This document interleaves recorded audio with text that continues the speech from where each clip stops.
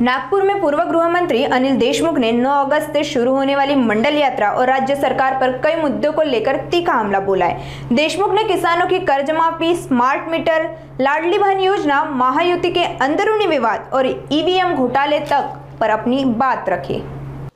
आजच्या पत्रकार परिषदेला आमचे सर्व सहकारी रमेश भाऊजी भंग, आमचे शहराचे अध्यक्ष, ग्रामीणचे अध्यक्ष, बाकी सर्व आमचे प्रमुख पदाधिकारी आजच्या या पत्रकार परिषदेला उपस्थित आहेत।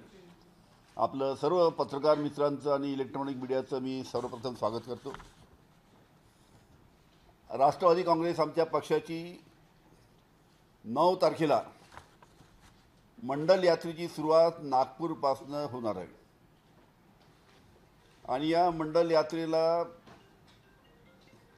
हिरवी झंडी दाखवण्यासाठी आदरणीय शरद पवार साहेब हे नागपूरला येणार आहे। व्हेरायटी चौक आशीर्वाद लावून या ठिकाणी आमचा कार्यक्रम झाल्यानंतर मंडल यात्रेच्या रथाला हिरवी झंडी दाखवून हा रथ संपूर्ण महाराष्ट्रामध्ये हा मंडल यात्रेचा रथ त्यानिमित्तानं जाणार आहे। आपल्या सर्वांना कल्पना आहे की भारताचे पंतप्रधान VP सिंग साहेब असताना त्यांनी मंडल आयोग संपूर्ण देशासाठी लागू केला आणि त्यांनी विनंती केली की सर्व राज्यांनी याची आपल्या आपल्या राज्यामध्ये अंमलबजावणी करावी आणि ही अशा पद्धतीची आव्हान त्यावेळेसचे तत्कालीन पंतप्रधान यांनी केल्यानंतर VP सिंग साहेबांनी महाराष्ट्राचे मुख्यमंत्री आदरणीय शरद पवार साहेब होते आणि त्यांनी मुख्यमंत्री म्हणून या मंडल आयोगाची सर्वप्रथम महाराष्ट्रामध्ये अंमलबजावणी करण्याचा निर्णय घेतला आणि त्याची अंमलबजावणी चालू केली आणि त्याच्यामुळे महाराष्ट्रामध्ये OBC समाजाला त्यानिमित्तानं आरक्षण मिळालं। महाराष्ट्र हे पहिलं राज्य होतं की त्यांनी मंडल आयोग स्वीकारून त्याची अंमलबजावणी महाराष्ट्रामध्ये केली आणि म्हणून शरद पवार साहेबांचं मोठं योगदान, कारण की ही घटना सामाजिक परिवर्तनासाठी अतिशय मोठी घटना होती, OBCच्या सामाजिक परिवर्तनासाठी। पण अशा पद्धतीनं अंमलबजावणी महाराष्ट्रामध्ये होत असताना याला संपूर्ण देशामध्ये मंडल यात्रेच्या विरुद्ध कमंडल यात्रा काढून काही पक्षांनी, भारतीय जनता पार्टीने कमंडल यात्रा काढून त्याला विरोध करण्याचा प्रयत्न केला।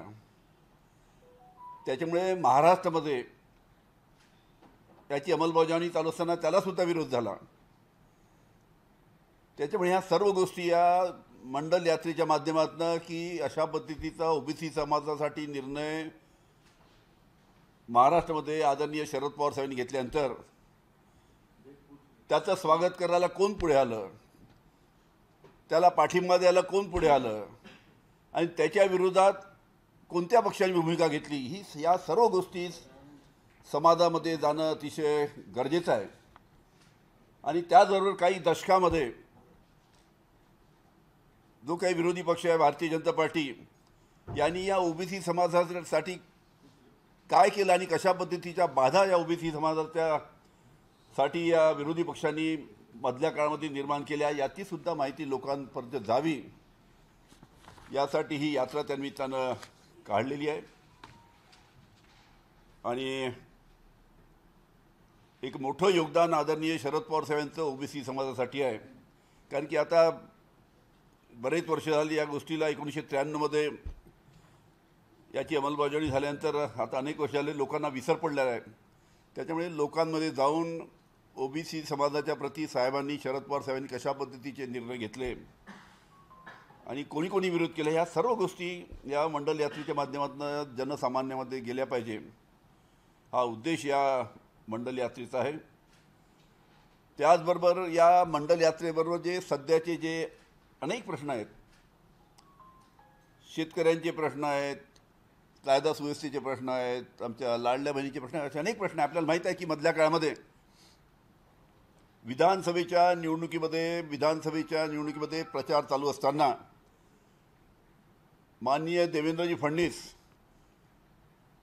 यांनी आपल्या प्रत्येक विधानसभेच्या प्रचाराच्या भाषणामध्ये जनतेला आव्हान, शेतकऱ्याला त्यांनी आश्वासन दिलं होतं की आमचं सरकार जर महाराष्ट्रामध्ये आलं तर आम्ही शेतकऱ्यांचा 7/12 कोरा करू.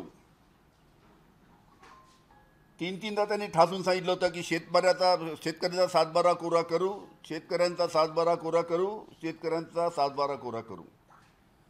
आता 9 महिने झाले त्यांचं सरकारी आलं, देवेंद्र फडणवीस मुख्यमंत्रीसुद्धा झालेत, पण अजूनसुद्धा शेतकऱ्यांचा कर्जमाफीचा विषयाच्या बाबतीत त्यांनी निर्णय घेतला नाही.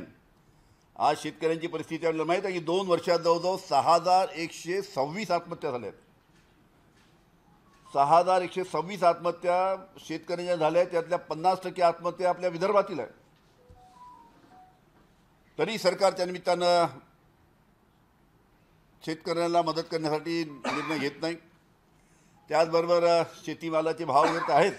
आता मधल्या काळामध्ये आम्ही चंद्रपूर, गडचिरोली, गोंदिया, भंडारा हा धानपट्टा आहे तिथे जाऊन आलो. तिथल्या शेतकऱ्यांनी सुद्धा तक्रार केली की आम्हाला आमच्या मागच्या रबी हंगामातल्या धानाचे पैसेसुद्धा मिळाले नाही. जो बोनस 20,000 रुपये जाहीर केला होता, बोनससुद्धा राज्य शासनाने धान उत्पादक शेतकऱ्यांचा दिला नाही. अशा पद्धतीनं त्यांचीसुद्धा तक्रार त्या निमित्तानं होती. त्याचबरोबर राज्यामध्ये मोठ्या प्रमाणात रासायनिक खताचा, मिश्र खताचा तुटवडा मोठ्या प्रमाणात चालू आहे. DAP मिळत नाही, युरिया मिळत नाही, मिश्र खतं मिळत नाही. अशा पद्धतीने मोठा तुटवडा त्या निमित्तानं संपूर्ण राज्यामध्ये चालू आहे. त्याचबरोबर आमच्या ज्या लाडल्या बहिणी होत्या, चांगल्या लाडल्या बहिणीला 1500 रुपये देण्याचा या राज्य शासनाने निर्णय घेतला, आनंदाची गोष्ट आहे. पण त्याचबरोबर या लाडल्या बहिणीला 2100 रुपये देऊ हा सुद्धा महत्त्वाचा मुद्दा त्या निमित्तानं होता की 2100 रुपये आम्ही लाडल्या बहिणीला देऊ. त्या लाडल्या बहिणी बिचारा वाट पाहत आहेत. जवळजवळ 2.5 कोटी लाडल्या बहिणीला पैसे दिले, ते 2100 रुपये केव्हा मिळणार, त्या 2.5 कोटी आमच्या लाडल्या बहिणी वाट पाहत आहेत. मधल्या काळामध्ये असं आढळून आलं की त्या लाडल्या बहिणीच्या योजनेचा फायदा 14,000 पुरुषांनी घेतला. 14,000 पुरुषांनी घेतला. आता मला एक समजत नाही, साधं आपण केव्हाही शासकीय योजनेचा जेव्हा लाभ देतो आपण आधार कार्ड घेतो. आधार कार्ड घेतल्यानंतर जो ज्याचा आधार कार्ड आहे तो पुरुष आहे की महिला आहे ते लगेच माहीत पडते. पण निवडणुका जिंकायच्या याच्यामध्ये तो पुरुष असो, महिला असो, पात्र असो, अपात्र असो, सर्वांना निवडणूक जिंकण्यासाठी त्यावेळेस या लाडल्या बहिणीच्या नावावर पैसे वाटण्यात आले. आता 26 लाख महिलांचे नावं कमी झाले. 26 लाख महिलांचे नावं कमी केलेत. अरे 26 लाख महिलांच्या मताचा तुम्ही फायदा घेतला, सत्तेत आला आणि त्यांचेच नावाचं तुम्ही कमी करता. हे 14,000 पुरुष कुठून आलेत? हा सुद्धा एक महत्त्वाचा मुद्दा त्या निमित्तानं आहे. आणि त्याचबरोबर मोठ्या प्रमाणात कंत्राटदार जे आहेत, जिल्हा परिषदचे कंत्राटदार, तुमचे B&C, इरिगेशन, या सर्व कंत्राटदाराचे 90,000 कोटी रुपये देणं बाकी आहे. 90,000 कोटी रुपये. त्या सांगली जिल्ह्यामध्ये एका कंत्राटदाराने त्याचं बिल मिळालं नाही सरकारकडनं, त्याच्यामुळे आत्महत्या केली. पहिले शेतकरी आत्महत्या करत होते, आता त्या निमित्तानं कंत्राटदार आत्महत्या करत आहेत. अशा प्रकारची संपूर्ण परिस्थिती आहे. त्यामुळे या यात्रेच्या दरम्यान त्या जिल्ह्यातले जे प्रश्न आहेत, संपूर्ण जिल्ह्यामध्ये ही यात्रा जात असताना त्या जिल्ह्यातले जे प्रश्न आहेत ते प्रश्नसुद्धा या यात्रेच्या माध्यमातून आम्ही सरकारच्या समोर आणू. तिथे कलेक्टरला निवेदन देऊ, तिथं जिल्हा परिषदेच्या COला निवेदन देऊ आणि कशा पद्धतीनं प्रत्येक जिल्ह्यामध्ये परिस्थिती आहे याच्या बाबतीत या मंडल यात्रेच्या माध्यमातून जे त्या जिल्ह्यातले प्रश्न आहेत किंवा राज्यातले प्रश्न आहेत ते सुद्धा शासनाच्या समोर आणण्याचा आमचा प्रयत्न राहील. ही मंडल यात्रा ही 9 ऑगस्टला म्हणजे क्रांती दिवस आहे. क्रांती दिवस आहे आणि त्या दिवशी या मंडल आयोगाचं आम्ही आयोजन केलेलं आहे. आशीर्वाद लॉनमध्ये 11:30 वाजता आमच्या कार्यक्रमाची सुरुवात त्या निमित्तानं होईल आणि त्यानंतर ही यात्रा संपूर्ण महाराष्ट्रामध्ये जाईल. याच्या व्यतिरिक्त आपल्याला मी प्रामुख्याने इथे सांगतो की अजून जे काही प्रश्न आहेत, स्मार्ट मीटरचा प्रश्न आहे. स्मार्ट मीटर जबरदस्तीने लावण्याचा प्रकार त्या निमित्तानं चालू आहे. ज्यांनी विरोध केला तिथं स्मार्ट मीटर लावायचं नाही, ज्याला स्मार्ट मीटर काय माहीत नाही तिथं लावलं तो लावून घेतो आणि त्याच्यामुळे मोठ्या प्रमाणात स्मार्ट मीटरचा सुद्धा त्यांनी विरोध ग्रामीण भागात आणि शहरी भागात सुद्धा होत आहे. आणि मी मेगा खताच्या बाबतीत सांगितलं, लिंकिंगच्या बाबतीत सुद्धा त्यांना प्रश्न आहे. आणि एक महत्त्वाचा प्रश्न त्यानिमित्तानं सांगतो आपल्याला की मधल्या काळामध्ये आपले जे CJI chief justice of India माननीय भूषणजी गवई यांनी एका कर्नाटकाच्या मुख्यमंत्र्याच्या पत्नीच्या केसचं जजमेंट देत असताना ईडीच्या बाबतीत उल्लेख केला. आणि ईडीच्या बाबतीत उल्लेख करताना भूषणजी गवई यांनी सांगितलं की ईडीच्या कारवाया या राजकीय हेतूने प्रेरित होऊन ईडी कारवाई करते. हे असं भूषण गवई सांगतात की ईडीच्या कारवाया राजकीय हेतूने प्रेरित होऊन झालेल्या कारवाया आहेत. देशामध्ये ईडीचा राजकीय वापर होत आहे हे सुद्धा भूषण गवई साहेबांनी सांगितलं. आणि हे सांगताना त्यांनी पुढे सांगितलं की राजकीय लढाई ज्या काही आहेत, जे काही राजकीय नेते आहेत किंवा राजकीय पक्ष आहेत, त्यांना मतदारामध्ये जाऊन त्या मतदारसंघामध्ये जाऊन ती राजकीय लढाई लढू द्या, पण ईडी स्वतःचा वापर या राजकीय लढ्यासाठी कसा काय करू देते, कसा काय या संपूर्ण राजकीय लढाईमध्ये ईडीचा वापर होत आहे, याच्याबद्दल सुद्धा भूषणजी गवई यांनी प्रश्न उपस्थित केला. आणि पुढे त्यांनी म्हटलं की महाराष्ट्रामध्ये ईडीच्या बाबतीत महाराष्ट्रामध्ये ईडीने काय काय केलं